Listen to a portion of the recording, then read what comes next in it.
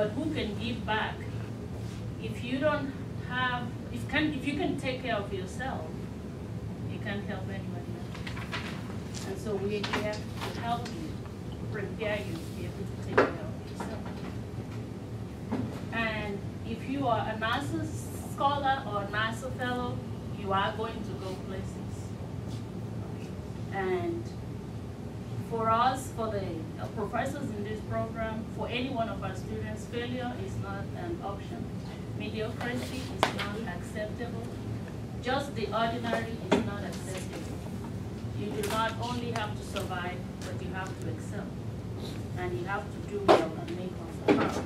We will call upon you and ask you to do things that you've never done before, that I have never done before.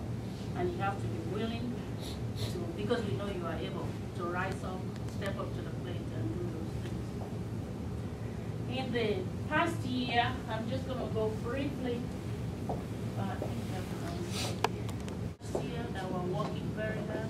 Kelsey, I know you took weeks off of your school to go to Florida. And I know that many times, Brandy, you wonder, we can always call upon, and we know those things, and we recognize those things. Champagne, good job. And many visits to wherever we asked you to go to, and Miss Sherida. And so, for those of you that are new, and Miss Nelly, and most of you that are new, you are going to be asked to do things that you do need to respond. That's the only way you can survive in the program. The second thing that we're going to be doing a lot, last year was our first year, and some students took ownership of projects, some did not. This year, every single one of you, whether you're from high school or from college, you have to have something that you are in charge of, and you will report that, and we will hold you accountable for that. Because the main purpose of you being here is to be able to do things other than just what you do in your lab, in your lecture classes. We don't want you to just go to class and go. We want you to be the very best in your classes, but also be the best that you can in all the other assignments that we give you. This year, we will go to the Texas Academy of Sciences. How many of you have abstracts submitted? That is not good enough. We have 1, 2, 3. If you don't, I have an extension. If you have a professor that you're working with and you don't have abstract teams, then then you need to find them before Friday that you may get your stuff in. So you need to work. Now, who are we? We are the NASA University Research Center. So our center supports the NASA education framework. Yeah, it's not quite across. No, scroll down. That's it. That's it. When you just have to scroll.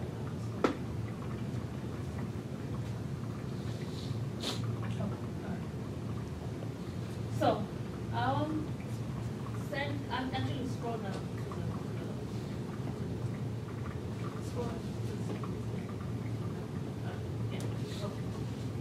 Little bit about me. So, like you, I have a bachelor's degree and then a doctorate degree. Why did I bring it up? I bring this up because of the professional development area. If you notice in those lines under professional honors, and I was from 2000 to 2002, you will see that I've had a lot of fellowship awards which came to NASA, through NASA. One of the things that we'll be doing also with you this week is having you apply for some of those awards. Some of you that are in this room already have been a NASA fellow, because that's how you get your name. Please, may I have your attention, please? We have concluded the testing of the fire alarm system at this time. I repeat, we have concluded the testing of the fire alarm system at this time. In the event of an alarm, please treat it as a real. We have concluded the testing of the fire alarm system at this time. In the event of an alarm, please treat it as real. Thank you. So we don't have to do this. Yeah. So we will give you information from NASA that would allow you to apply for some of the student fellowships that are available.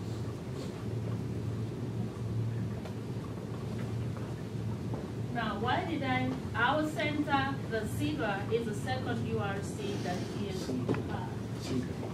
And just to give the significance and importance to research on a university campus, it was because we were awarded the first URC that TSU and the state divided to provide the funds to build this building. So there's a lot of investment in you, and also whatever good you do can impact other people, not just you. So if you do well, you will give TSU a good image, just like what we had during the flight experiment.